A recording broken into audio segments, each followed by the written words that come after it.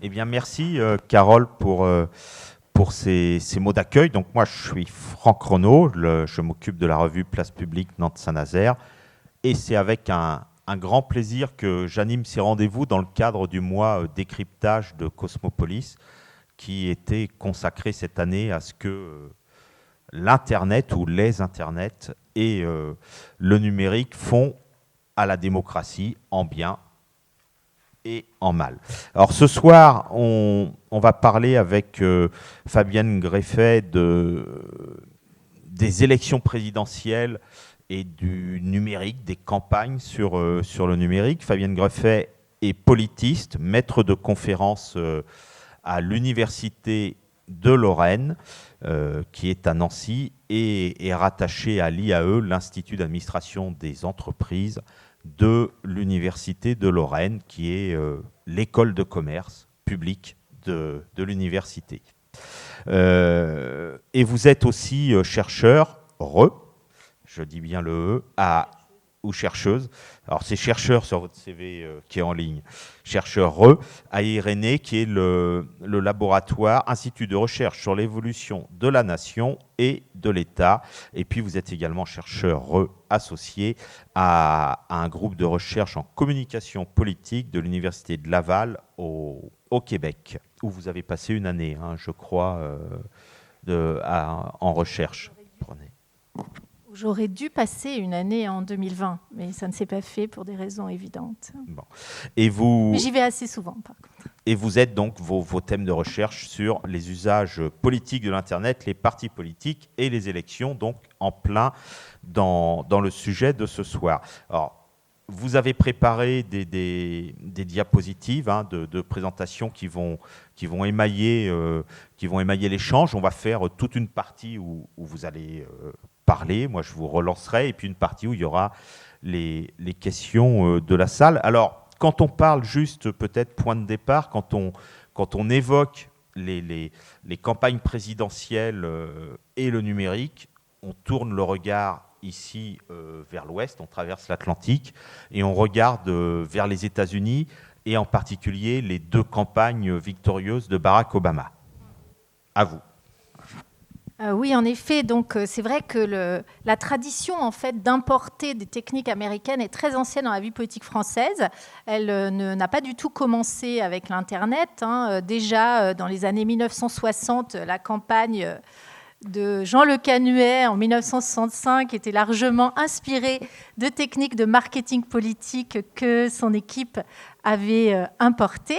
Donc c'est pas du tout et le fait de se dire se présenter comme étant passé par les États-Unis pour un communicant politique, ça reste un élément important de crédibilisation en fait professionnelle.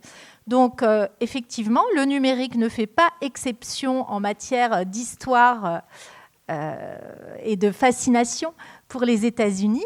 Et là, je vous ai présenté je vous ai préparé juste des petites diapos pour essayer de vous présenter en quoi est-ce qu'on peut quand même montrer des différences entre ce qui se passe aux États-Unis et ce qu'on peut observer en France. Alors, lorsqu'on parle des campagnes électorales en ligne, dans la littérature qui est principalement en effet en anglais, qui prend comme exemple le plus souvent les États-Unis, mais aussi dans une moindre mesure le Royaume-Uni, on distingue en fait 4 phases que vous voyez sur la première diapo. Alors, les 2 premières, je ne vais pas beaucoup les commenter. À chaque fois, j'ai juste mis le nom qu'on leur donne et puis les principaux outils techniques qui sont associés à ces phases et un exemple de site internet. Donc la toute première phase, c'est la phase des années 90. C'est le moment où Internet décolle comme support de communication politique et où on a des sites qui ressemblent à des brochures électroniques, en fait, qui sont des transpositions de tracts, de programmes, de textes qui ont été produits hors ligne et qui vont être mis en ligne. Et c'est une période où on parle de Web 1.0, c'est-à-dire de site Internet, et puis l'outil qui est utilisé pour contacter les militants, les sympathisants, les publics, ça va être l'email. Deuxième phase, c'est une phase qui est un tout petit peu plus sophistiquée en termes techniques parce que c'est une phase où vont apparaître les premières formes d'interactivité plus importantes. Et c'est une phase où également la communication va se professionnaliser. Alors, un des éléments qui caractérise cette phase, c'est l'extension des fils RSS, on appelle ça, c'est-à-dire de possibilités pour les internautes de s'abonner pour voir quand il y a des nouveaux contenus qui sont publiés sur un site internet ou sur un blog, parce que les blogs vont se développer à partir des années 2000. Et aux États-Unis, en fait, c'est le moment du déclenchement de la guerre en Irak en 2003 qui va susciter des appropriations citoyennes de l'Internet avec des communautés qui vont se constituer pour protester en fait contre l'engagement des États-Unis dans la guerre en Irak. Mais comme le disait à l'instant Franck, le grand moment des campagnes numériques, c'est celui plutôt de la deuxième partie des années 2000. Donc, vous voyez que la phase 3, telle qu'elle apparaît sur la diapo, c'est une phase qui commence pour ma collègue Rachel Gibson, qui a, à partir de son livre « J'ai fait ce schéma », donc qui a produit ce schéma la première.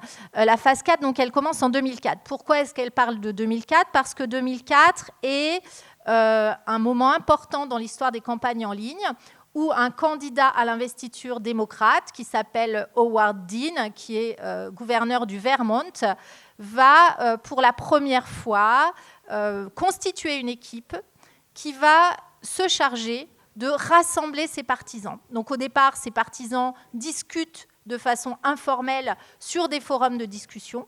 Et puis son équipe s'en rend compte et son équipe va organiser à la fois des événements sur le terrain, donc par exemple des rencontres entre sympathisants, va organiser la collecte d'adresses e-mail de manière à rester en contact avec les sympathisants et va comme ça favoriser une plus grande popularité d'Howard Dean. Et l'équipe qui a aidé Howard Dean en 2004 va également être à l'origine de la campagne de Barack Obama en 2008.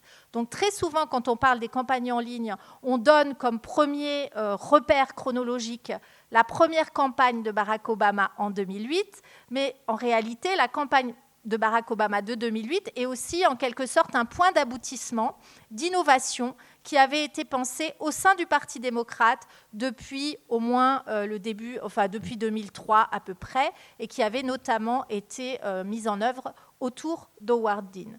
Juste une précision à vous demander. Je suis trop long, Non, pas du tout, au contraire. Justement, on a du temps et c'est bien de prendre le temps de dire les choses.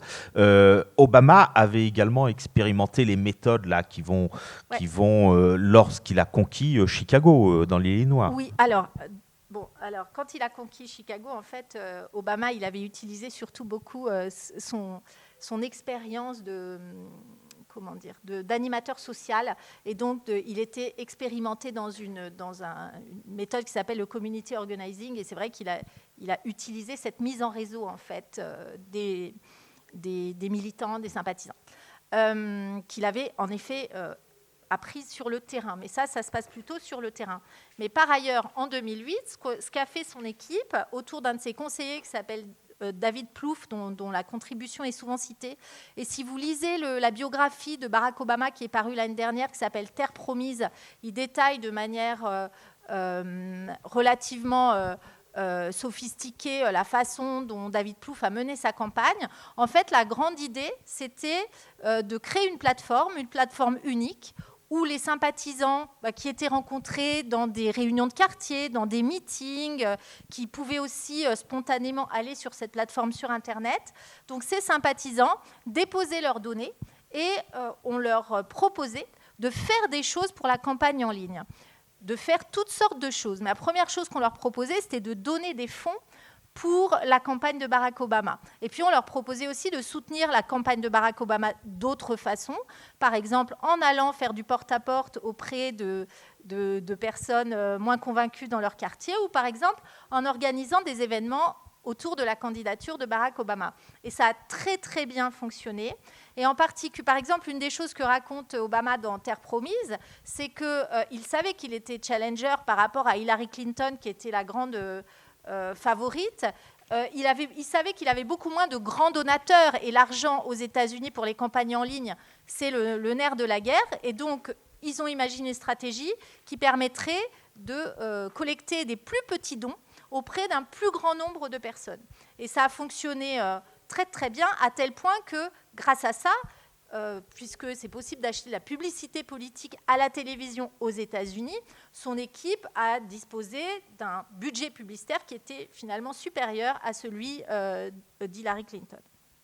Donc là, je parle de la campagne pour juste l'investiture en tant que candidat démocrate, mais ensuite, bien sûr, cela a été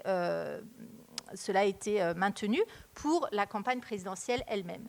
Et en 2012, et c'est pour ça qu'on voit une phase 4, ou en tout cas ce que ma collègue Rachel Gibson appelle une phase 4 émerger, en 2012, il y a à nouveau tout ce système de collecte de données, alors qui a été entretenu au sein du Parti démocrate, mais qui va être aussi repris dans le parti adverse, c'est-à-dire le Parti républicain, et avec en plus une augmentation considérable des bases de données, parce que les deux grands partis, en fait, constituent des bases de données non seulement de sympathisants, donc de personnes qui ont accepté de donner leur contact, mais aussi des bases de données. Ils rapprochent, en fait, ils croisent des bases de données, par exemple des bases de données commerciales, par exemple des bases de données issues des réseaux sociaux numériques, parce qu'entre-temps, les réseaux sociaux numériques, Facebook en particulier et Twitter, se sont popularisés, ont des nombres beaucoup plus conséquents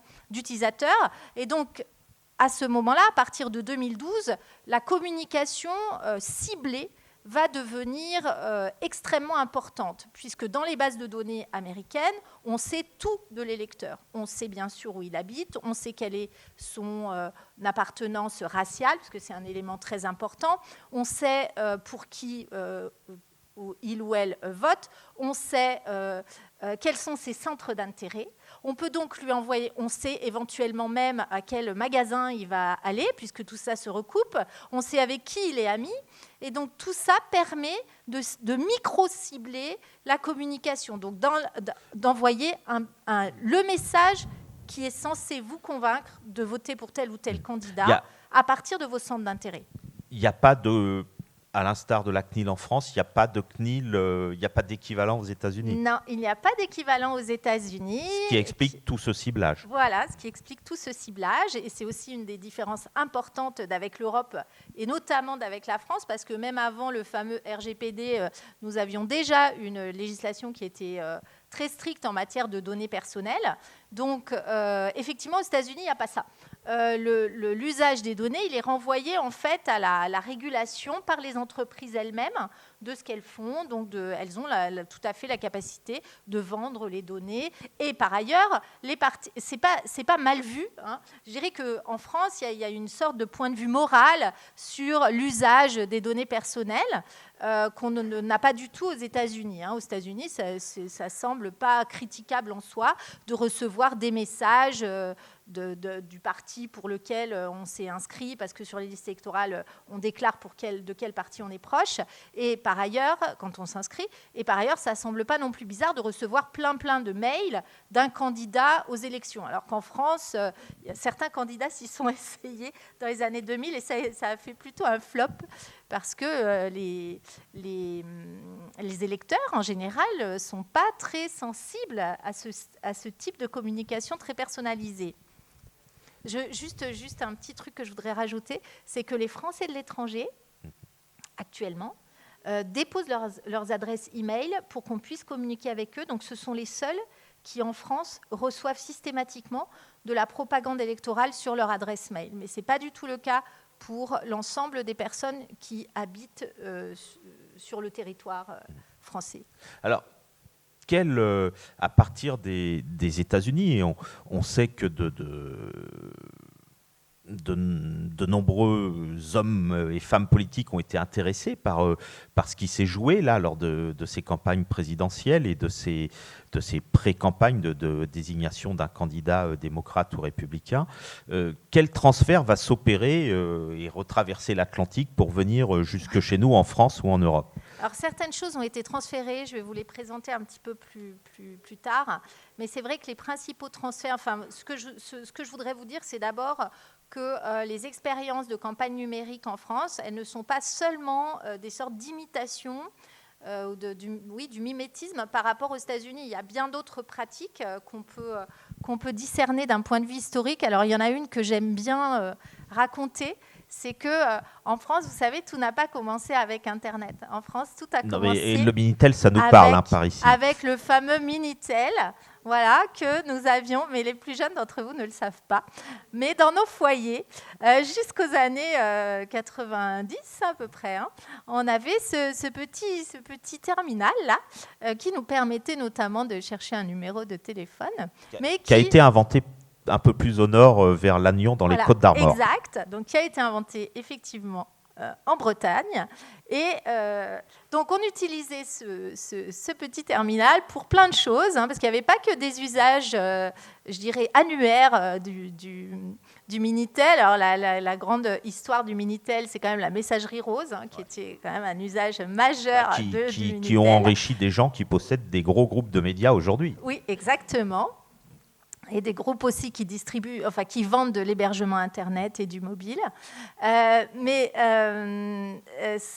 Donc, à part les messageries de toutes sortes qu'il y avait, il était aussi possible de faire des achats et il était même possible de faire de la politique. Alors, tout le monde a oublié ça, mais lors de l'élection présidentielle de 1988, à la fois François Mitterrand avait son serveur Minitel, qui était le 3615 Tonton, et Jacques Chirac avait aussi un serveur Minitel, sur lequel donc ses sympathisants pouvaient aller, notamment pour avoir de l'information sur la campagne.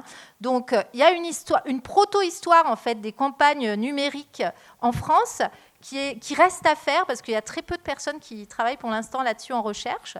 Donc s'il y a des appels aux vocations, c'est le moment. Et il y a eu déjà des campagnes numériques. Alors, je disais tout à l'heure à Franck que ce qui est aussi amusant, c'est que le concepteur de la campagne 3615 Tonton, c'était un jeune sénateur socialiste à l'époque, qui s'appelait Jean-Luc Mélenchon.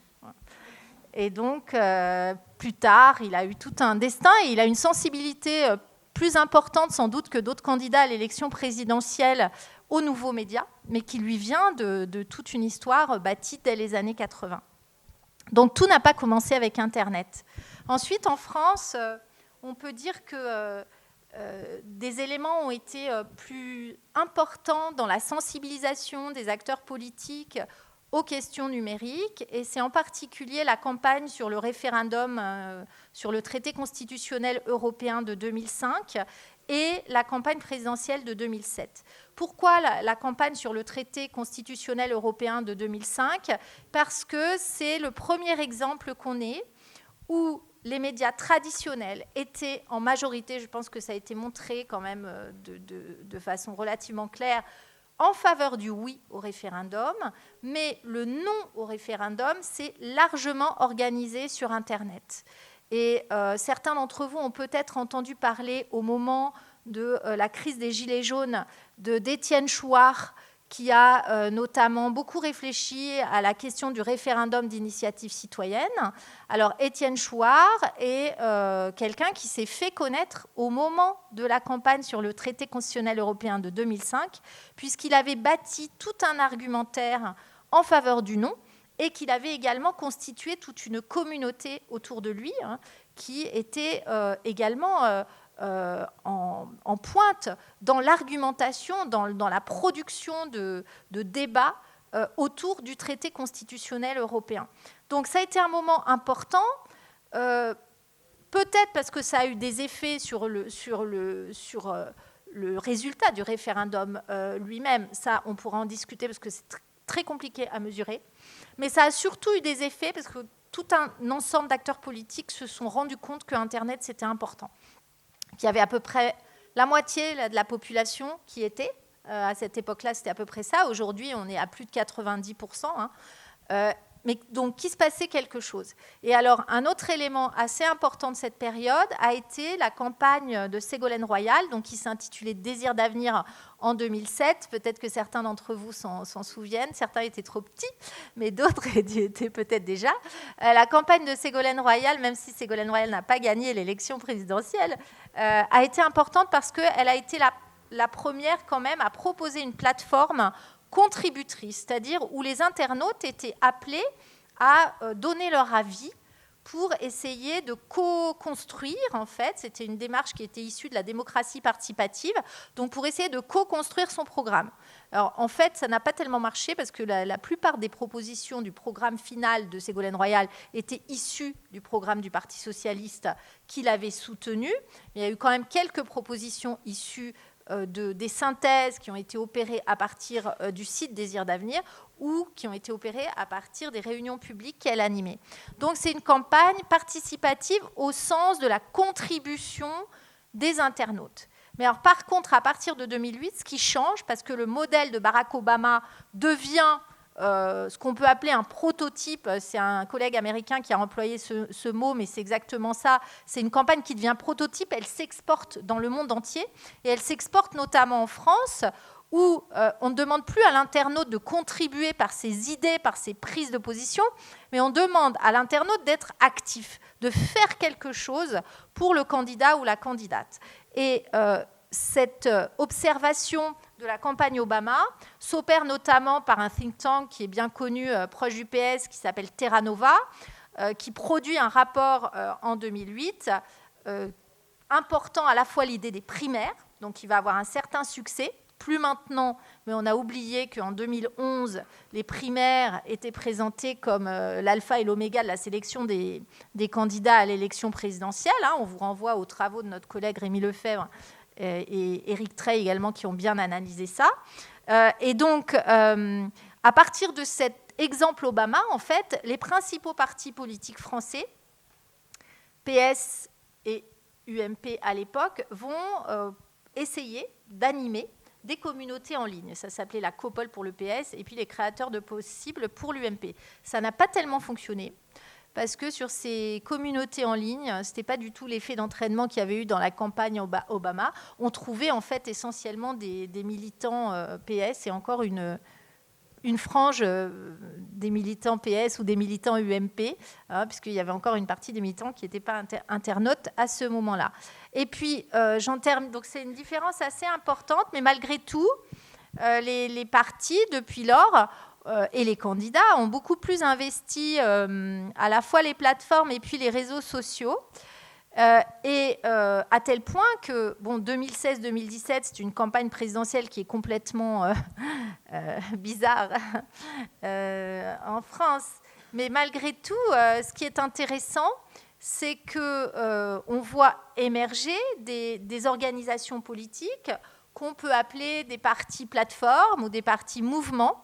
Notre collègue britannique Paolo Garbaudo, il appelle ça aussi des partis start-up. Donc des partis qui sont constitués en effet comme des start-up autour d'une plateforme numérique qui est le centre de rassemblement de l'ensemble des soutiens de l'organisation, avec un leader qui est très puissant, très peu d'échelons intermédiaires qui contrebalanceraient en fait son autorité, et pas des statuts très légers, donc des règles internes très peu présentes par rapport à des partis plus institutionnalisés. Et donc le principe d'une plateforme à laquelle on va s'inscrire et qui va être le principal moyen par lequel, en tant que sympathisant, parce que finalement on pourrait discuter des catégories, mais les soutiens, on va dire, du leader vont être incités, là aussi, à faire des choses. Et ça va être leur principal moyen de communication. Ça a quand même produit des effets importants, parce qu'en France, les partis politiques sont peu implantés, ils ont peu d'adhérents, mais à la fois Emmanuel Macron et Jean-Luc Mélenchon, en 2016-2017, revendiquaient chacun à peu près 500 000 contacts dans leur base de données. Ce qui est beaucoup parce qu'un parti, même même, le Parti socialiste au maximum de sa puissance, il a eu 250 000 adhérents. Et même ces dernières années, il a plutôt quelques dizaines de milliers d'adhérents. Hein. Donc, c'est extrêmement intéressant, ou c'est potentiellement intéressant pour des partis qui sont très décriés, très critiqués, pour des candidats qui ont du mal quand même à rassembler. Ça peut être intéressant d'avoir une plateforme. Et comme me l'a dit un membre de l'équipe de Jean-Luc Mélenchon, qui m'expliquait que finalement Jean-Luc Mélenchon s'était présenté sans soutien partisan en 2017, en fait, c'est relativement facile, à partir de la notoriété d'une personnalité politique, de collecter des contacts et d'avoir des bases de données qui sont bien documentées. Et on n'a plus tellement besoin, ou moins besoin, des soutiens institutionnalisés du parti. Alors, si on prend par exemple, là vous venez de parler de Jean-Luc Mélenchon, sa campagne de 2017, si on prend celle d'Emmanuel Macron avec la plateforme d'En Marche, c'était pas... Enfin, de mémoire, il y avait la volonté d'essayer de faire remonter des idées du terrain, et puis c'était aussi surtout de la réunion d'appartements, des réunions de quartier. C'était donc ce qui a été fait en fait en amont déjà de la candidature, parce que d'abord Emmanuel Macron a créé un mouvement au printemps 2016, et associé à la création de son mouvement, il y avait une grande opération de communication-participation qui s'appelait la Grande Marche, qui consistait à faire du porte-à-porte. Alors, faire du porte-à-porte pour collecter en effet des idées susceptibles d'inspirer le programme du candidat. Alors, cette grande marche, elle est importante parce qu'elle a aussi beaucoup permis de collecter des adresses, des contacts de personnes qui acceptaient de les déposer. Et puis, elle a été importante parce qu'elle a permis de publiciser en fait cette opération de communication. Elle a permis aussi de montrer que la façon dont étaient traitées les réponses aux questions, parce que c'était tout un questionnaire, était extrêmement d'avant-garde, parce qu'en fait, ça a été traité de manière automatisée par une entreprise spécialisée dans l'analyse textuelle. Voilà. Donc, ça a permis de donner aussi de la surface médiatique à Emmanuel Macron en tant que futur candidat. Après, je ne suis pas sûre et je ne crois pas qu'il y ait tellement de travaux qui montreraient que le programme final d'Emmanuel Macron, souvenons-nous que pendant longtemps, Emmanuel Macron n'avait pas de programme et revendiquait le fait de ne pas avoir de programme. Et je ne suis pas sûre que son programme était complètement issu de ses contributions. De toute façon, c'est très difficile à synthétiser parce qu'il y a plein de points de vue contradictoires. Et pendant ce temps-là, à côté de LFI et d'En Marche, que font les deux grands partis traditionnels qui structurent la vie politique? Que font les Républicains et puis le Parti socialiste? Alors, donc qui structure encore en fait. Donc les Républicains avaient, je vais prendre dans l'ordre, les Républicains avaient quand même développé toute une stratégie. Alors d'abord les Républicains avaient une primaire qui avait été lancée à l'automne 2016 avec donc la désignation un peu surprise quand même, parce que le favori des sondages c'était quand même Alain Juppé, souvenons-nous.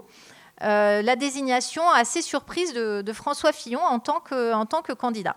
Et son équipe avait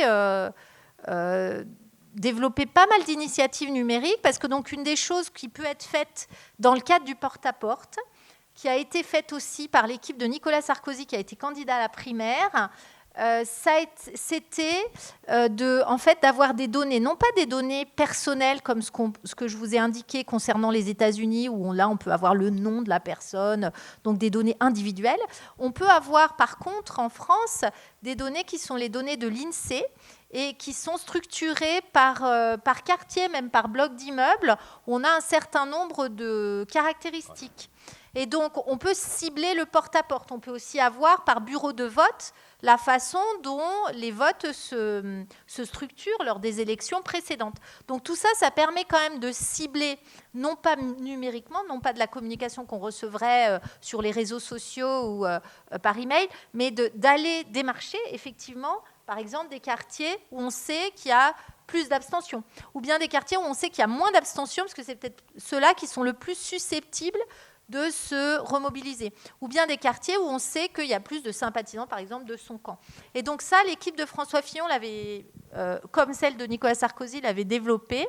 Par ailleurs, ce que l'équipe de François Fillon avait fait, qui était assez sophistiqué sur le plan technique et numérique, c'était une application qui permettait donc à toute personne qui téléchargeait l'application de recevoir sur son téléphone portable des notifications avec des petits conseils du genre tweetez ça en faveur de François Fillon ou mettez tel post Facebook. Donc il suffisait de personnaliser un tout petit peu la publication.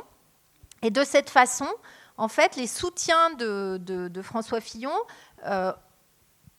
augmenté en fait de manière presque un peu artificielle parce que beaucoup de militants ont en fait plusieurs comptes, donc ont plusieurs comptes Facebook, plusieurs comptes Twitter, donc ils peuvent multiplier les envois. Donc pouvaient très facilement, de façon peu coûteuse, balancer un maximum de contenu sur les réseaux sociaux. Et alors, il semble que c'est grâce à ça que François Fillon ait pu apparaître, en tout cas pour une partie des instituts qui sont spécialisés dans l'analyse des traces numériques, dont un qui, semble-t-il, lui était acquis, et puis apparaître donc comme le candidat le mieux placé sur les réseaux sociaux. Alors même après le déclenchement de l'affaire Fillon, donc ça se passe à peu près vers janvier-février, fin janvier, ouais. Il y a quand même une grosse hésitation sur le maintien de la candidature Fillon, des conflits internes à l'UMP sur la candidature Fillon. Et un des arguments qu'utilisent les soutiens de François Fillon pour maintenir sa candidature, c'est de dire oui, mais il est en tête sur les réseaux sociaux. Oui, mais pourquoi il est en tête sur les réseaux sociaux ?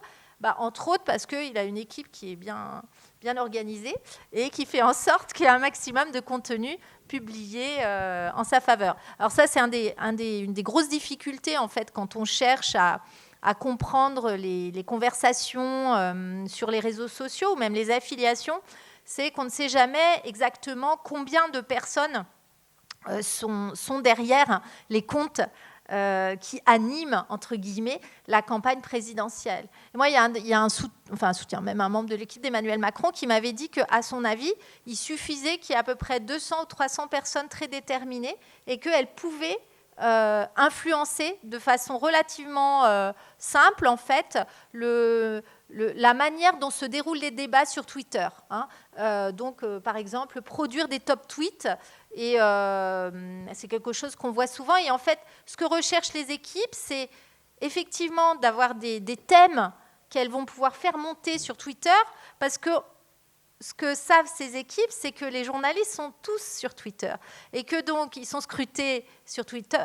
Les journalistes scrutent ce qui se passe sur Twitter et que potentiellement ils auront une caisse de résonance dans les médias traditionnels. Donc ce qui est recherché, c'est pas tellement de produire du débat en tant que tel, c'est plutôt de produire de la visibilité ensuite à la télévision et notamment, très important, sur les chaînes d'information en continu. Parce que c'est une chose dont on n'a peut-être pas parlé, mais depuis une dizaine d'années, on a des chaînes d'infos en continu qu'il faut nourrir en permanence. Donc le fait d'avoir un débat un peu animé sur Twitter, sur un enjeu qui semble émerger, ça peut être très intéressant pour une équipe de candidats.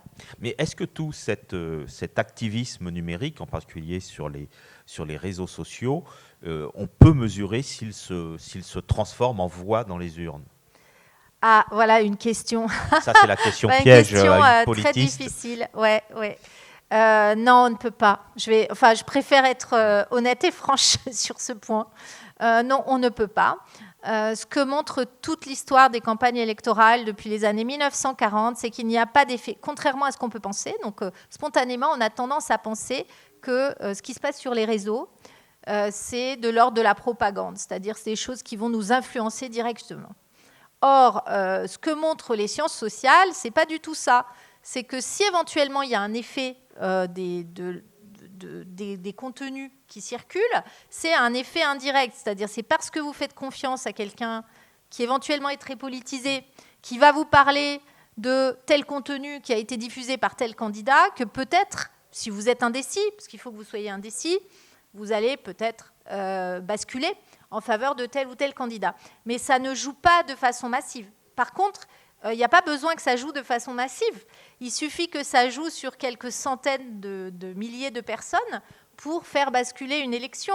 Je ne sais pas si les étudiants qui sont là ont en tête, moi je ne les ai plus, mais le nombre de voix qui séparent, je ne sais pas, un candidat, Marine Le Pen par exemple, de François Fillon ou de Jean-Luc Mélenchon, mais ce n'est pas énorme. Donc on peut quand même faire basculer les résultats en essayant, et c'est le pari en fait que font les équipes des candidats, c'est en essayant d'occuper les espaces de manière à essayer de faire basculer les indécis. Et quand on discute avec les militants, par exemple, donc il y a des militants numériques. Aujourd'hui, il existe des personnes qui n'ont jamais mis les pieds dans une permanence de parti, dans une réunion, et qui pourtant militent à fond pour un parti ou pour un candidat, et notamment sur des périodes courtes de campagne électorale. Et ce qu'elles vous disent, c'est pas drôle de batailler jour et nuit, de s'insulter, de s'en prendre plein la tête, etc. Il y a pas grand, enfin si, il y a quand même quelques personnes qui aiment bien, mais il y en a qui n'aiment pas du tout ça, mais qui le font quand même. Alors pourquoi elles le font? Pas tellement parce qu'elles espèrent convaincre l'adversaire avec qui elles sont en train de discuter, parce qu'en général, l'adversaire, c'est quelqu'un qui est sûr dans ses convictions autant que la personne en face, mais c'est plutôt d'éventuellement influencer des personnes qui viendraient lire la conversation, parce que n'oublions pas qu'il y a très très peu de personnes qui écrivent sur les réseaux sociaux ou qui envoient des contenus, et beaucoup qui lisent en étant de façon plus passive.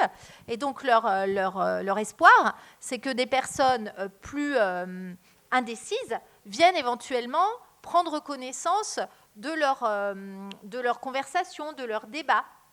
Alors, mais on sait que c'est d'une part très peu de personnes qui participent et probablement très peu qui sont directement influencées. En revanche, on sait que nous avons sur les réseaux des tiers de confiance, donc nous sommes en relation avec des personnes dont nous pensons que ce à quoi elles croient, c'est important, que ces personnes sont susceptibles de nous convaincre politiquement.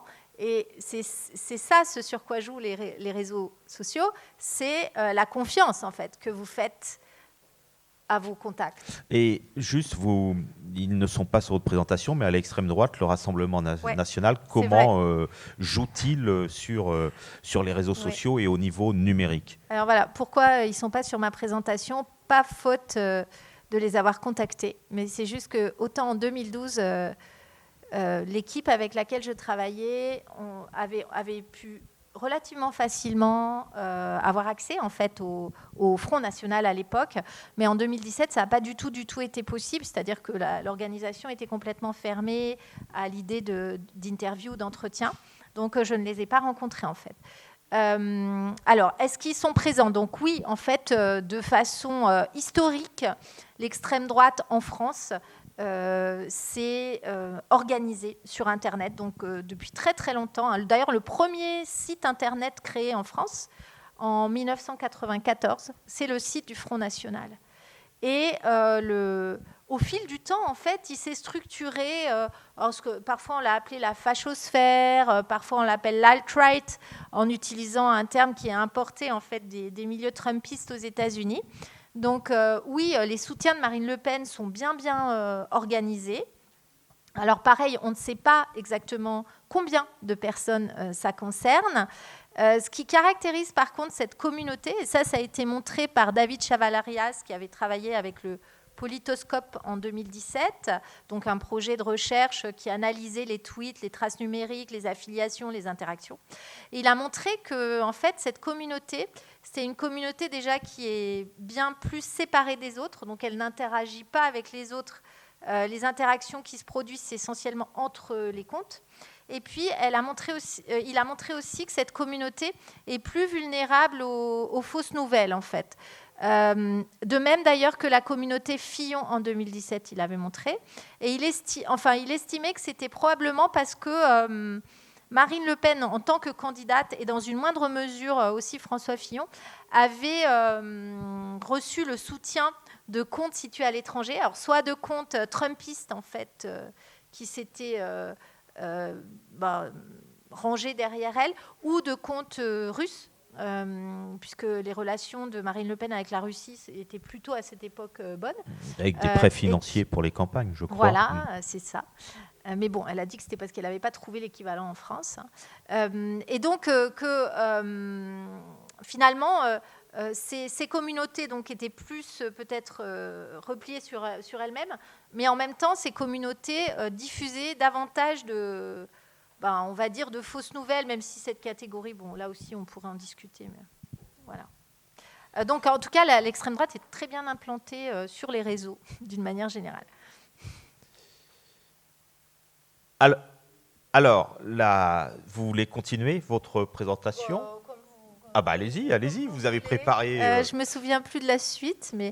c'était la CNIL, oui, justement. Voilà, la CNIL. Ce que je voulais vous dire à propos de la difficulté à transposer, le modèle américain en France, ce qu'on oublie tout le temps, parce qu'en fait, en France, comme les entreprises américaines qui commercialisent en particulier des logiciels permettant d'engranger les données et de créer des messages ciblés sont relativement présentes. Elles ne sont pas présentes qu'en France, elles sont présentes partout. Elles ont tendance à beaucoup dire « ouais, on va pouvoir faire du big data, etc. » Mais il y a un premier élément de contexte important en France, c'est donc la régulation de l'exploitation des données personnelles. On ne peut pas utiliser vos données sans votre consentement explicite. Et c'était un élément qui figurait déjà dans la loi informatique et liberté de 78, mais qui a été confirmé par le règlement général sur la protection des données, qui est donc d'origine européenne. Ce qui fait que finalement, les candidats et les partis politiques, ils ne peuvent pas beaucoup utiliser de données personnelles. Même le transfert en fait, d'un fichier d'adhérent d'un parti à l'équipe d'un candidat est compliqué et jamais certaine sur le plan juridique. Donc ça limite déjà vraiment de façon très importante la collecte des données, parce que la collecte des données, ça prend quand même du temps. Or, les candidatures à l'élection présidentielle, elles s'organisent à peu près dans les 2 ans, 1 an et demi avant l'élection elle-même. Et c'est compliqué de collecter des données, même si ça peut quand même se faire, puisque la preuve, ça s'est fait quand même en 2017, mais il faut réunir les conditions pour. Un autre élément qui limite quand même, et là cette fois-ci, non pas la collecte des données elles-mêmes, mais la possibilité de communication ciblée au sens, vous recevez un message, vous êtes un électeur, je ne sais pas, de Europe Écologie Les Verts, et vous recevez un message qui vous explique que ça ne sert à rien de voter écologiste au premier tour parce qu'il faut faire un vote utile en faveur de tel ou tel candidat, mettons. Ça, ce n'est pas possible non plus d'un point de vue légal en France, parce qu'il n'est pas possible aux candidats, aux équipes de campagne, d'acheter ce qu'on appelle des posts sponsorisés sur les réseaux sociaux dans les 6 mois qui précèdent le premier tour, dans les 6 mois qui précèdent le scrutin, donc le premier tour de scrutin. Or, on sait que les électeurs, si vous leur envoyez une info 7 mois avant le premier tour, ils ont le temps d'oublier. La mobilisation de la plupart des électeurs se fait dans les dernières semaines avant un scrutin. Or, on ne peut pas envoyer des posts sponsorisés. Alors, ça explique pourquoi les partis et les candidats en France, ils doivent à tout prix avoir des militants qui font le job de diffuser dans leur réseau, mais au-delà de leur réseau, les posts en question. Parce qu'arriver à un certain stade, quand ils veulent vraiment avoir de la puissance d'envoi, ils ne peuvent pas le faire en achetant de la diffusion sur les réseaux sociaux, donc ils doivent faire autrement. Alors ils le font comme ça, ils le font aussi en essayant de comprendre un peu comment fonctionnent les algorithmes et en essayant de contourner les algorithmes, mais de toute façon, ça ne peut pas avoir l'ampleur en termes de quantité de ce qu'on voit aux États-Unis. Il n'y a pas non plus de possibilité, je l'ai déjà dit, de publicité politique à la télévision. Puis donc des spécificités politiques, je vais passer. Je voudrais juste préciser qu'un autre élément important, c'est que comme il n'est pas possible de transférer les fichiers, par exemple d'un candidat, d'une équipe de candidats au parti, sauf lorsque c'est prévu dès le départ, comme ça a été le cas pour LFI et La République En Marche en 2016-2017, il n'y a pas non plus tellement de mémoire des fichiers constitués. Et surtout, oui, le principal obstacle à un développement du numérique très très important, c'est la faiblesse des budgets. On a l'impression que 22 millions d'euros pour un candidat présent au deuxième tour, c'est énorme, mais en fait, c'est pas tant que ça.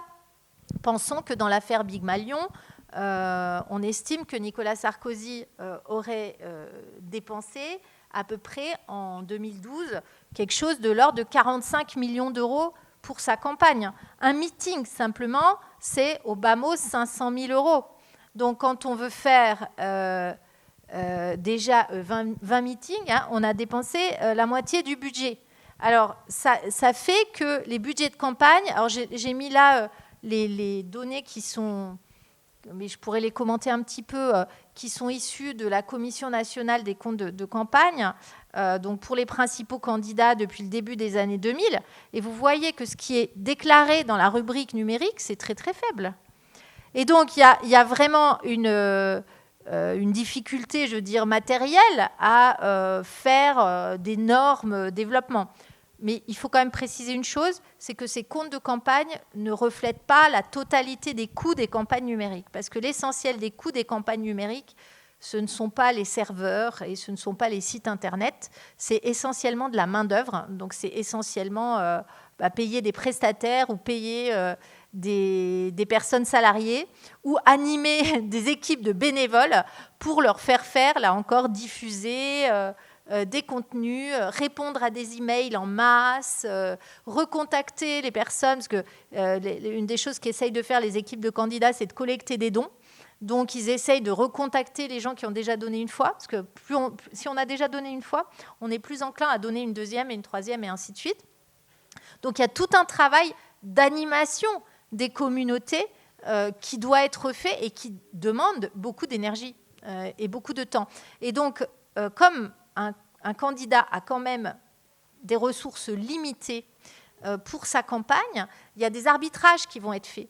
Et comme le numérique, il est difficile, on le disait tout à l'heure, de prouver qu'il a vraiment des effets électoraux importants, mais ce n'est pas forcément le poste de campagne qui va être privilégié. Alors peut-être un peu plus maintenant que la crise sanitaire nous a renvoyés chez nous et a fait que nous avons développé beaucoup plus d'activités en ligne peut-être, ou accentué en tout cas les activités en ligne.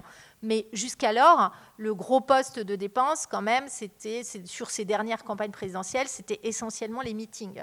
Parce qu'il faut non seulement organiser le meeting lui-même, mais il faut amener des sympathisants, des bus, des trains, etc.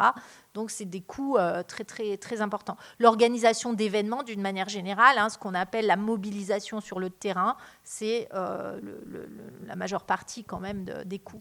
Est-ce que dans ce que vous avez pu voir des campagnes sur le numérique, que ce soit les sites des candidats, le ciblage d'habitants, enfin et les réseaux sociaux, est-ce que quelque part on essaye d'aller chercher de convaincre ce qui est le plus gros parti de France, c'est les abstentionnistes? Alors oui, on essaye toujours de convaincre les abstentionnistes, mais beaucoup moins sur les réseaux qu'en fait par le porte-à-porte. Il y a encore du porte-à-porte?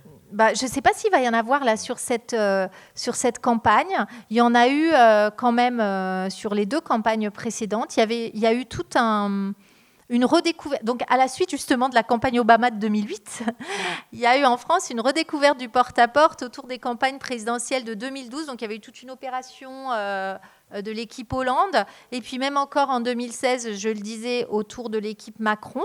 Alors, je ne sais pas si ça va perdurer ou pas, parce que c'est la présidentielle 2022 reste encore assez incertaine.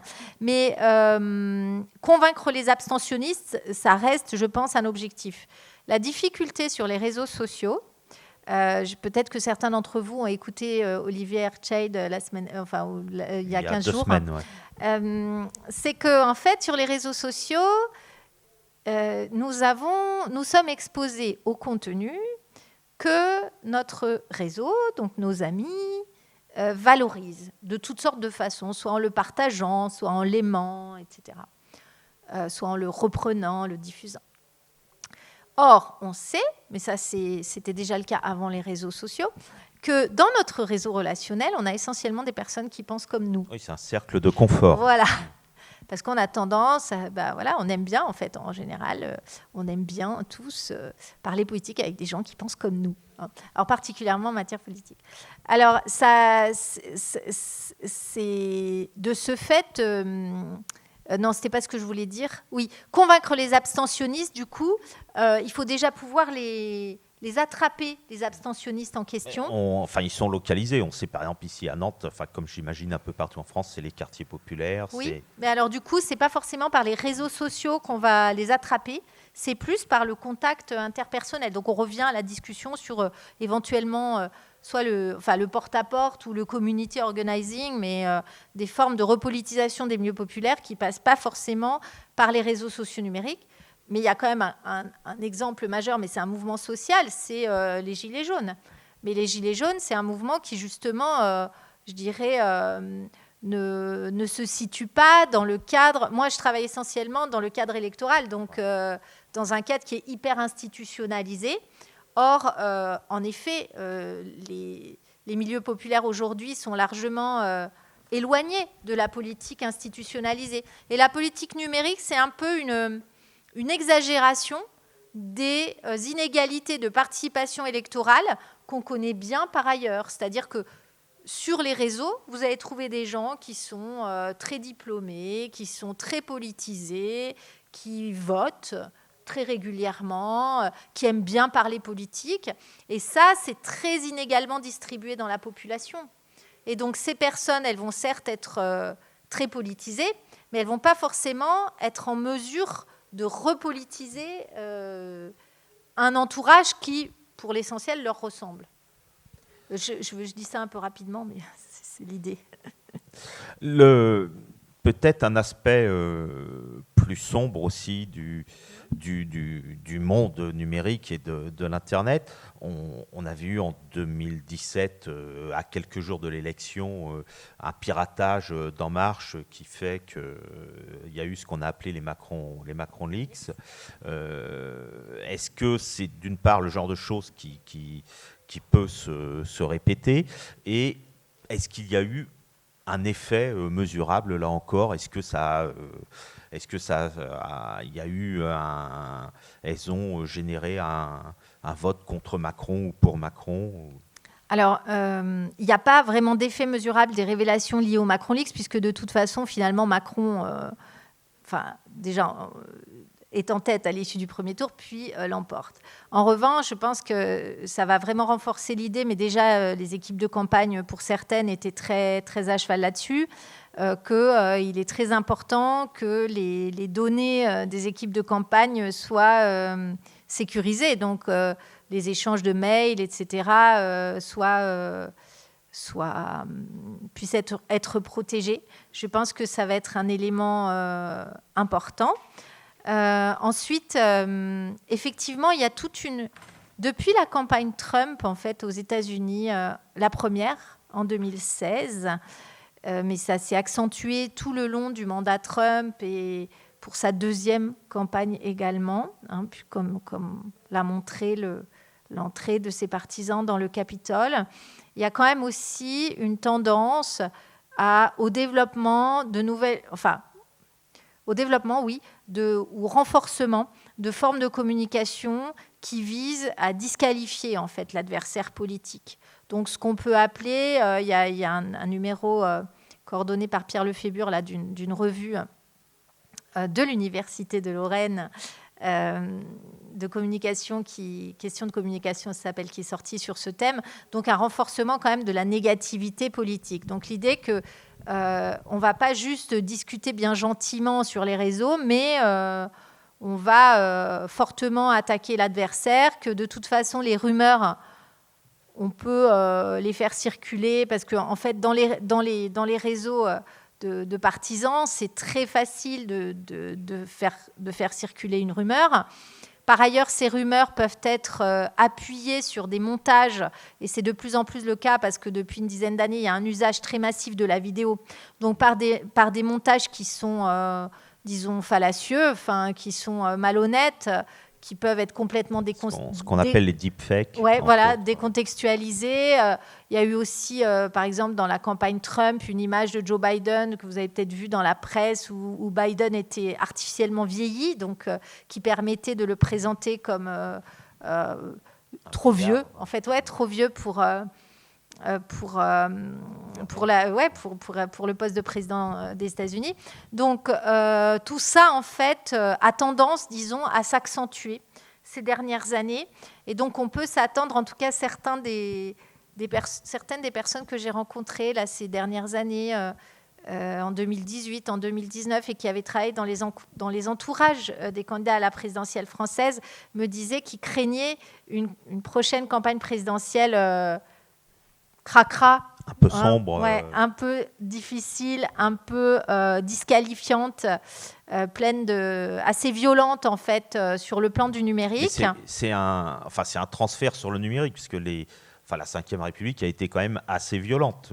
Oui.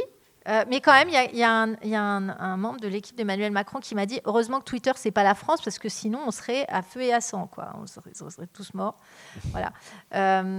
Donc, il y a quand même une radicalité dans les communautés, sur les réseaux sociaux qu'on ne peut pas ignorer.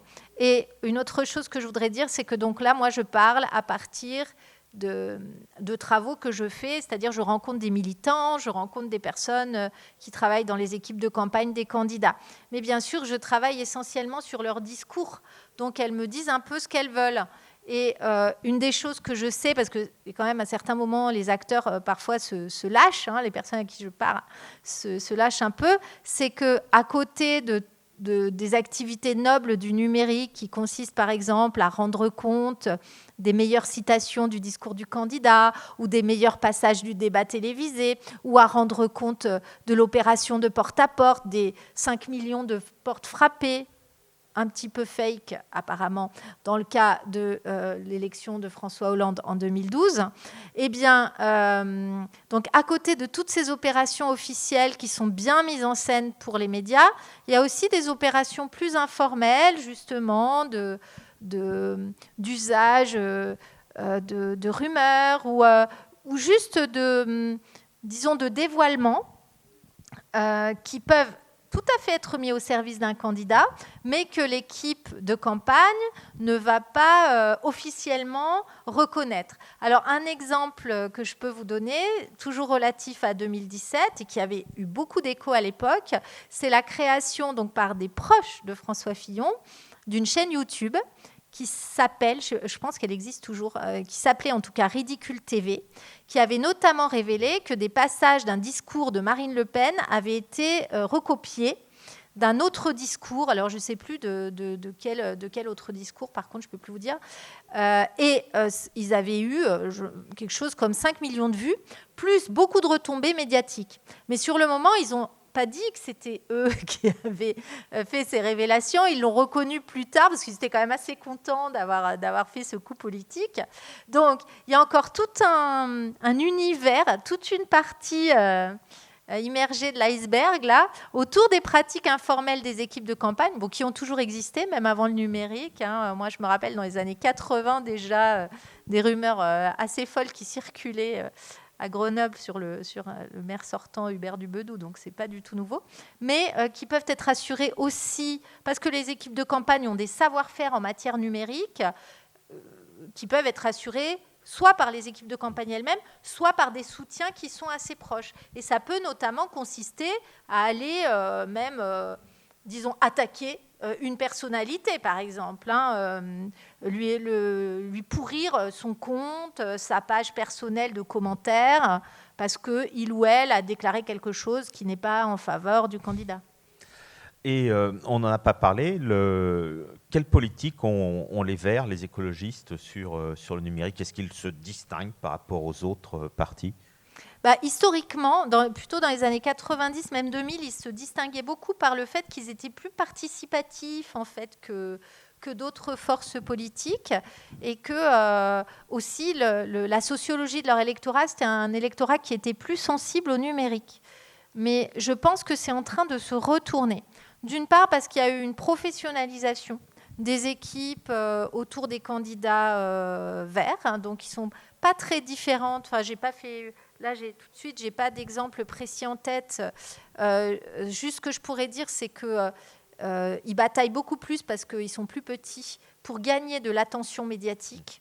Donc le gros de leur activité consiste à déjà rendre compte de ce que font par exemple les candidats à la primaire pour obtenir de la couverture journalistique. Hein. Donc il y a déjà tout ce travail qui consiste en fait à se substituer aux journalistes dont les équipes estiment qu'ils ne sont pas suffisamment présents pour rendre compte de ce que fait leur candidat. Puis je pense qu'il y a un autre élément de retournement, mais qui est plus lié à une question politique, qui est que le numérique lui-même devient un enjeu en fait environnemental. Et que ce qui, il y a 15 ans, pouvait apparaître comme un élément de démocratie interne, de contact plus important entre les échelons intermédiaires du parti et les adhérents, etc. Aujourd'hui, on est plutôt en train de dire non, c'est de la pollution numérique, on ne veut pas trop de données stockées dans les clouds, etc. Donc je ne suis pas sûre qu'il y ait une appétence particulière pour ce domaine. Ceci dit, tous les candidats sont bien obligés, parce que ça s'impose en fait dans les règles du jeu politique, sont bien obligés quand même de faire campagne sur les réseaux. Et ça a été le cas pour les candidats aux primaires. D'accord. Tous les candidats aux primaires. Alors, sans tomber dans la politique fiction, comment s'annonce la campagne dans laquelle on va entrer de plein pied là, dans quelques semaines avec des candidats qui sortent des limbes Donc voilà, moi en 2017, début 2017, je me suis risquée à un pronostic devant mes étudiants de première année en cours d'introduction à la science politique. Et j'ai dit que François Fillon ne pouvait pas être candidat de l'UMP. Donc vous voyez, je ne lis pas dans le marc de café. Et j'en étais vraiment convaincue quand je l'ai dit, parce que j'évite en général de faire de la prospective politique, parce qu'une des choses dont on est sûr en sciences politiques, c'est que les choses ne se passent jamais comme on pense qu'elles vont se passer. Donc c'est une des rares choses dont on peut dire qu'on est sûr, absolument sûr. C'est que les scénarios, en général, ne se vérifient pas, ne se réalisent pas. Alors, sur Internet et sur le numérique, Internet, et les réseaux. Moi, je pense quand même qu'il y a une massification très, très grande, que désormais, en fait, alors qu'il y a une dizaine d'années, les campagnes numériques pouvaient apparaître comme quelque chose d'un peu encore anecdotique, un truc qui était fait par des geeks un peu dans leur coin, parce que ce qui était important, c'était les rassemblements et c'était les contacts avec les journalistes. Sur beaucoup, parce qu'il y a tout un rôle aussi de production de communiqués de presse, de travail de relations presse, etc. Je pense que c'est plus du tout le cas, qu'aujourd'hui, les campagnes numériques font partie du répertoire d'action électorale, tout ce qu'il y a de classique. Donc, je m'attends à ce que beaucoup de contenus circulent. Je m'attends à ce que ces contenus ne soient pas forcément, je l'ai dit déjà, mais ne soient pas forcément des contenus officiels, qu'il y ait énormément de contenus informels, des batailles pour les enjeux, pour essayer de mettre à l'agenda des sujets, de mettre à l'agenda des médias des sujets, ce qui est un peu contre-intuitif parce qu'en général, les sciences sociales montrent plutôt que ce sont les médias classiques qui continuent à imposer finalement l'agenda. Et que sur la plupart des sujets, mais pas tous, il y a quand même une prégnance des médias classiques sur les réseaux sociaux. En revanche, il peut arriver, c'est le cas du mouvement MeToo par exemple, que sur un sujet qui devient brûlant, les réseaux sociaux puissent imposer l'agenda, bouleverser l'agenda des médias traditionnels. Donc je pense qu'il y aura toujours ce type de tentatives.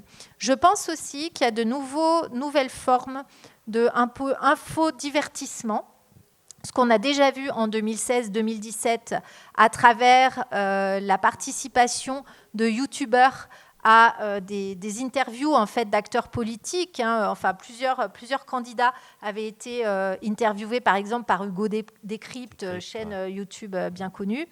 Il n'y a pas très longtemps, Emmanuel Macron a fait cette vidéo défi avec McFly et Carlito. Donc, je pense que ces formes de ce qu'on pourrait appeler infotainment ou infodivertissement qui passent sur les réseaux vont se développer. Je pense aussi que les réseaux qui sont arrivés plus récemment, comme TikTok en particulier, vont être investis par les candidats, de même que les lives sur Twitch. Alors la forme live, ce n'est pas quelque chose de nouveau. Ça a été utilisé sur Facebook, ça a été utilisé précédemment aussi sur Periscope, qui était une application de live. Mais certains candidats commencent déjà à investir là aussi Twitch, et aussi des journalistes plus ou moins politiques comme Samuel Etienne. Donc je pense qu'en fait il y a de nouveaux espaces et que ces espaces n'annulent pas les espaces précédents, c'est-à-dire que c'est aussi une spécificité de la France, par exemple, par rapport au Canada. On continue à avoir les sites Internet, on continue à avoir Facebook, Twitter. Donc, en fait, on démultiplie la présence des candidats. On ne substitue pas un espace à un autre. Donc, je suppose qu'il y aura à nouveau une multiplication de ces espaces numériques. Et là encore plus dans un contexte post-pandémie qui a quand même plutôt renforcé les usages du numérique que diminué les usages du numérique. Je ne sais pas s'il y a d'autres... On va peut-être passer aux questions de la salle. Voilà, peut-être. Qui veut poser des questions ? Allez-y. Et peut-être qu'il y a des choses que vous évoquerez que j'ai oubliées, c'est tout à fait possible. Oui, bonjour déjà, tout d'abord. Alors j'ai deux questions, mais la première, c'est plutôt sur un court terme. Est-ce qu'on est encore très loin d'un passage, par exemple pour les élections, alors je pense aux élections présidentielles, parce que c'est les futures élections, mais vers un vote en numérique possible ? Et la deuxième question qui me vient, mais elle est beaucoup plus utopiste, c'est est-ce qu'à terme, on ne pourrait pas s'orienter vers la programmation de futurs candidats présidentiels ou même des élections plus locales vers complètement des intelligences artificielles qui sont complètement modulées et programmées par l'homme pour répondre à des besoins, parce que au fur et à mesure du temps, j'ai l'impression qu'on a de plus en plus une défiance envers l'humain et une confiance plus importante dans l'outil numérique. Donc pourquoi ne pas envisager un politique numérique, tout simplement ? Un vrai deepfake. Ah, j'aime beaucoup ces questions. Alors, la première question, celle du vote en ligne, en fait. D'abord, ça existe dans certains pays. Par exemple, l'Estonie a complètement basculé pour toutes les élections sur du vote en ligne. Donc, ce n'est pas impossible. Et pourtant, l'Estonie est voisine de la Russie. Et ça n'a pas empêché d'avoir suffisamment confiance en un système de vote en ligne pour que ça fonctionne et que ce soit accepté comme règle du jeu, que ce ne soit pas remis en question. Donc, est-ce qu'on va y venir ? Je n'en sais rien, là non plus, parce que toujours pareil, je n'ose pas faire de la prospective. Il y avait eu, c'est drôle parce qu'il y a une quinzaine d'années, même vingtaine d'années, le vote électronique, ça semblait vraiment évident. Il semblait qu'on allait y arriver tout naturellement dans les, je sais pas, en une dizaine d'années. Or, ça ne s'est pas du tout produit dans le cas de la France, mais pas seulement dans le cas de la France. Il y a eu des discussions dans pas mal d'autres pays, y compris aux États-Unis, où quand même c'était bien engagé. Et puis finalement, il y a eu un certain nombre de plaintes sur le manque justement de sécurité, de confidentialité, les risques associés à ces formes de vote. Donc, je ne suis pas sûre qu'on y parvienne. Il y a des arguments vraiment assez forts contre le vote en ligne. Et la principale, c'est quand même le risque de fraude ou le risque d'ingérence étrangère dans le résultat du vote. D'autant plus qu'on n'a pas, contrairement au bulletin papier, on n'a pas d'autres traces que la trace numérique pour vérifier finalement le vote. Donc ça, c'est l'argument principal qui vient quand même s'opposer au vote électronique. En faveur du vote électronique, le principal argument, c'est de dire que c'est peu coûteux. C'est-à-dire que vous pouvez rester chez vous, enfin, dans les meilleures conditions. C'est ce qui se passe quand vous votez pour un candidat à The Voice, par exemple. Eh ben, vous êtes devant votre téléphone portable et vous envoyez un SMS. Si vous voulez voter pour tel candidat, c'est le 1, tel candidat, c'est le 2. On paye pour The Voice. Ouais, et en plus, on paye. Donc ça, je ne suis pas sûre que les citoyens sont prêts à payer pour The Voice, mais pas pour la démocratie. Ce qui en dit long, d'ailleurs. Bref, je ferme cette parenthèse. Et donc, le principal argument, c'est finalement, on abaisse le coût de la participation, donc c'est intéressant. Mais les résultats auxquels on parvient quand on fait des expérimentations sont quand même assez contradictoires, parce qu'il n'y a pas... Autant lorsqu'on met en place un vote par correspondance, on voit une augmentation de la participation, donc sous format papier, etc. Autant lorsqu'on le fait de façon électronique, il n'y a pas dans tous les cas une augmentation de la participation. Donc on n'est pas sûr finalement que ce soit mieux, préférable. Il ne faut pas oublier que même si 90% et quelques de la population est connectée, il reste autour de 10% de la population qui n'utilise pas, qui n'est pas utilisatrice d'Internet. Et donc, ça veut dire qu'on laisse de côté aussi ces citoyens, ce qui est quelque chose qui pose problème déjà pour ce qui concerne toute la dématérialisation des relations avec les administrations, les impôts en ligne, l'obtention de documents d'état civil, etc., mais qui pourrait aussi se poser pour le vote. Donc, c'est un autre argument, voilà. Alors ça, c'était la première question. Donc, est-ce qu'on va arriver à ça ? Je ne suis pas sûre du tout, parce que je ne suis pas sûre que ni les conditions politiques, ni les conditions techniques soient réunies pour ça. Deuxième élément, est-ce qu'on peut imaginer un candidat à intelligence artificielle ? Je pense que oui, pourquoi pas, on peut tout imaginer. Déjà, il existe des robots en matière politique. Si vous lisez le livre de Samuel Woolley et Phil Howard qui s'appelle « Computational Propaganda », il vous montre dans ce livre des exemples de robots qui sont capables d'envoyer, bon, bien sûr, de diffuser à grande échelle des messages, mais qui sont aussi capables même d'interagir, donc de répondre. Vous envoyez un petit message Facebook à l'équipe du candidat, et puis en fait, c'est une machine qui vous répond, et elle peut avoir une conversation relativement sophistiquée. Par ailleurs, on sait que effectivement, le traitement des images est de plus en plus techniquement parfait, et peut parfois nous faire croire qu'un avatar, c'est une vraie personne. Donc, je dirais que ce n'est pas forcément un futur souhaitable, mais ça ne me semble pas un futur complètement impossible.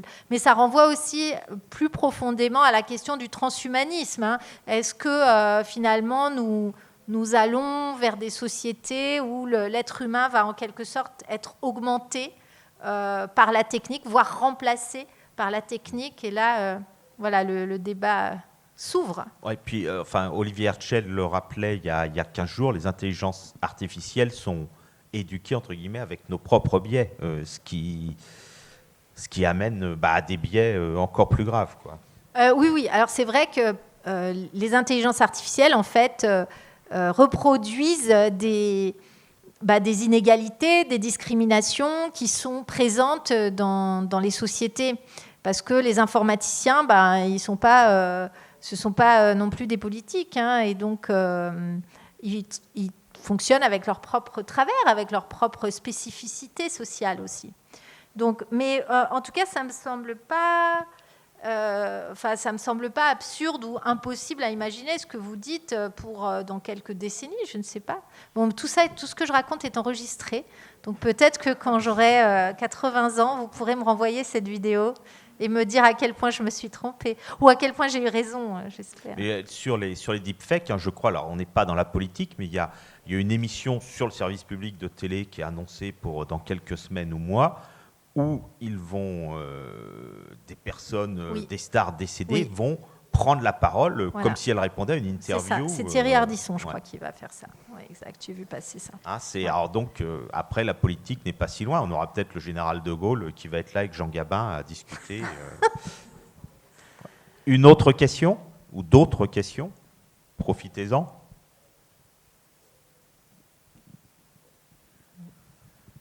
Les étudiants en sciences politiques n'ont pas de questions? Ah si, là-haut. Oui.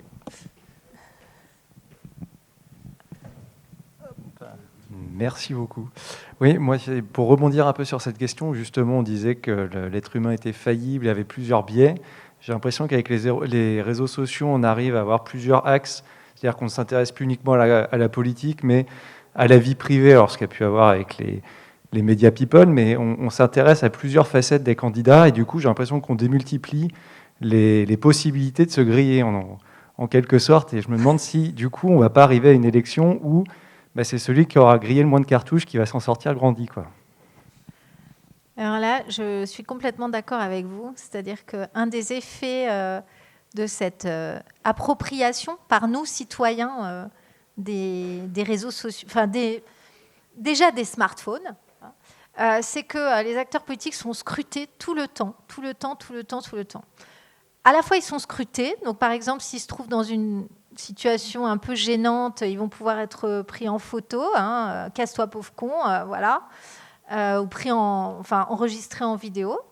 Et puis aussi, ce qui est enregistré les concernant, ce qui est quand même très très massif, va pouvoir être ensuite redisséqué et remonté et modifié éventuellement, ce que je disais tout à l'heure, pour les piéger. Alors, je vous dis ça parce que la vidéo la plus regardée de la campagne, la vidéo YouTube la plus regardée de la campagne de 2012, c'était une vidéo où on voyait François Hollande en fait discuter au conseil alors conseil général de la Corrèze et expliquer. Il était avec Martin Hirsch, il parlait du RSA et il disait voilà, il faut faire à mon avis il faisait une blague.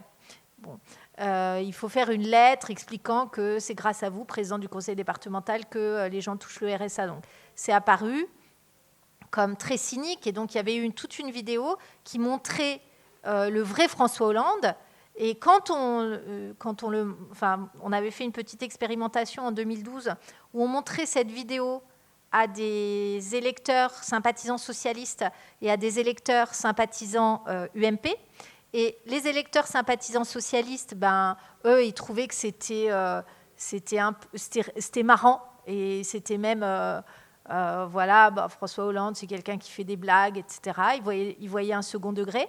Alors que les électeurs de l'UMP, ils ne voyaient pas ça du tout comme drôle. Et ils disaient, c'est bien la preuve que François Hollande, c'est un pourri. Et donc, je pense, et puis vous avez des tas de vidéos comme ça qui ont circulé, le vrai un tel, qui disqualifient justement les adversaires. Donc je suis tout à fait d'accord avec vous, à la fois sur le fait que les acteurs politiques sont beaucoup plus scrutés, parce que tout un chacun, nous pouvons devenir la personne qui va les enregistrer, les filmer, etc. Ce n'est pas seulement les journalistes à qui on donne rendez-vous pour bien maîtriser l'événement. Et puis aussi parce que tout ce qui est enregistré peut ensuite être détourné. Un autre élément, c'est que l'Internet, c'est aussi un espace d'archives, c'est un espace de conservation. Donc on peut faire ressortir 10 ans après, 15 ans après, une chose qui a été dite à un moment donné.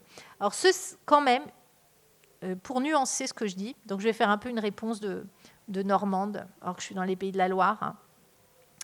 Quand même, pour nuancer ce que je dis, c'est quand même les acteurs politiques ont une certaine maîtrise du numérique et leurs équipes aussi. Donc, mais c'est vrai qu'elles font extrêmement attention à ce qui pourrait sortir. Et donc les acteurs politiques se sont dotés, les équipes de campagne se sont dotées d'outils qui permettent de faire une veille en permanence sur les réseaux sociaux pour voir ce qui potentiellement pourrait sortir et pourrait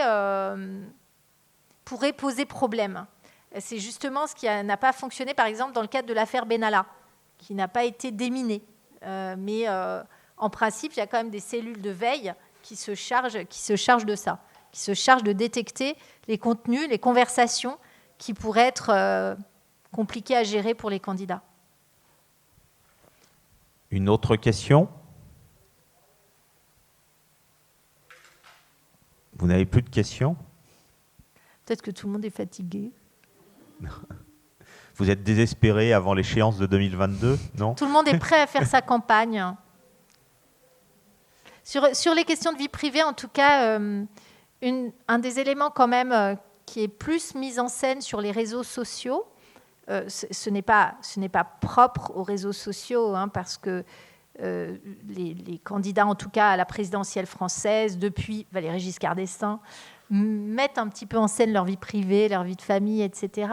Mais une des choses qui est quand même plus mise en scène sur les réseaux sociaux, c'est ce qu'on pourrait appeler l'authenticité, la sincérité, donc de donner l'impression, et la proximité, donc le fait de donner l'impression d'une plus grande proximité aux électeurs, par exemple en s'adressant à eux en direct, ou par exemple en produisant des vidéos qui sont filmées au plus près de ce qui est en train de se dérouler. Et je pense par exemple aux vidéos qui avaient été filmées d'Emmanuel Macron allant chez Whirlpool entre les deux tours de l'élection présidentielle. Donc, tout un travail, renouvelé des équipes de campagne consiste précisément à mettre en scène cette proximité d'une manière qui soit valorisante pour les candidats. Alors ça leur est facilité par le fait qu'ils produisent eux-mêmes leurs images et puis ils les donnent aux grands médias, ce qui permet aussi d'alimenter les grands médias. Et est-ce que juste chez les personnels que vous suivez, là, 2012-2017, il y a des grands Manitou du numérique qui suivent un candidat ? Eh bien, pas tellement. C'est quelque chose qui m'a frappée. Il y a quand même des directeurs. En fait, oui, directeurs, directrices, il n'y en a qu'une de campagne qui reste d'une campagne à l'autre. Mais pas tant que ça. La plupart, c'est à peu près les 2/3 des personnels des équipes de campagne sont renouvelés à chaque élection. Ce qu'on voit, donc je dis ça pour les étudiants en sciences politiques, c'est que ce ne sont pas non plus forcément des geeks. Il y a très peu de personnel qui sont des informaticiens. La plupart, ce sont des membres des entourages politiques proches du candidat qui ont aussi des compétences numériques et qui vont être recrutés en tant que directeurs de campagne numérique. Mais, et ces personnes peuvent parfois, entre 2 élections par exemple, fonder une agence de communication numérique, une agence de veille, ou occuper des postes qui vont être en relation avec le numérique, mais qui sont des postes, par exemple, si l'élection est gagnante, au sein de l'État. Pensons par exemple à Mounir Majoubi. C'est un bon exemple. Quelqu'un qui était quand même au Conseil national du numérique et qui avait aussi créé des entreprises dans le milieu du numérique, qui s'est retrouvé donc à la tête de la campagne numérique d'Emmanuel Macron et qui ensuite est devenu ministre, mais qui aujourd'hui est revenu, en fait, est retourné dans le monde du numérique. Donc il n'y a pas forcément de... Alors peut-être que pour 2022, il sera associé à la campagne, j'imagine, mais il est toujours j'en sais député rien. de Paris, non ? Oui, ouais, et il avait été candidat aux élections municipales de 2020 à Paris. Mais donc il n'y a pas quand même...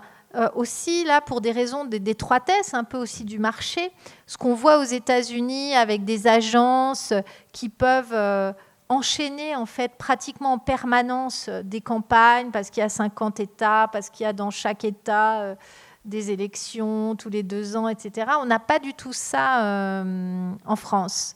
Donc, une difficulté, en fait, moi, j'ai essayé de regarder aussi ce qui étaient devenus les communicants numériques entre 2 élections. En fait, ça dépend de leur milieu d'appartenance. Hein. Les gens qui viennent des Verts, ils vont plutôt vers les ONG. Ceux qui viennent de la gauche, ils vont plutôt sur des postes de cabinet, postes politiques ou des postes administratifs. Et ceux qui viennent de la droite ou même de la République En Marche, pour une partie, ils vont vers l'entrepreneuriat ou ils vont vers des entreprises privées, des agences de communication. Je dis ça un peu des grandes tendances, hein. Mais il n'y a pas de pérennisation véritablement des positions. Il y a très peu, même en cas de victoire présidentielle, très peu des personnels de campagne assurent une position ensuite auprès de la personne qu'ils ont contribué à faire élire. Ça ne veut pas dire qu'il ne faut pas s'engager, il faut s'engager, mais en sachant que les chances de promotion, en tout cas par ce mode-là de travail, le numérique, ne sont pas si importantes. Mais peut-être que ça changera dans les années à venir. D'accord. Pas de regret, une dernière question ou non? Eh bien, merci à Fabienne Greffet pour son propos Merci et à tous vous ces éclairages. de votre accueil.